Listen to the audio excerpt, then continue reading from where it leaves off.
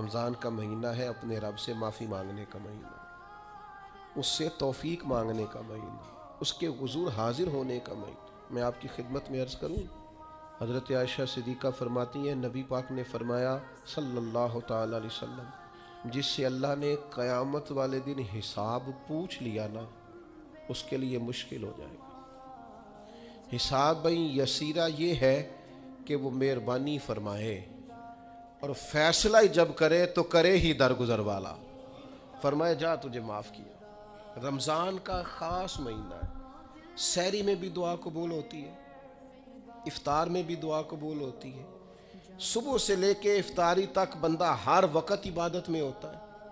تراویح کے بعد بھی دعائیں مانگے تو وقت قبولیت کا ہے۔ میرے بھائیوں، رمضان کی راتیں بھی قبولیت کی، آخری طاق راتوں کی شان قبولیت کی، لیلۃ القدر قبولیت کی۔ اس دفعہ جھک نہ جائیں اس کی بارگاہ میں سجدے میں، رو رو کے معافی مانگ نہ لیں اس سے۔ ہم برے نہیں ہیں، چاہتے نہیں ہیں، پر ہمارے وجود سے کچھ غلطیاں ہو جاتی ہیں، ہمارے سینوں میں کچھ پچھتاوے ہیں،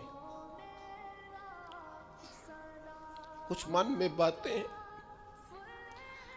اس دفعہ اس کے حضور عرض نہ کریں کہ کچھ کمیاں رہ گئی ہیں، دل نہیں کرتا تھا ایسا ہو، پر انجان تھے، نہ چاہتے ہوئے بھی کمزوریاں ہو گئیں۔ رمضان آ رہا ہے، بڑا گولڈن چانس ہے، بڑا خوبصورت موقع۔ بھائیو، رمضان کی ہر سحری کے بعد رب سے معافی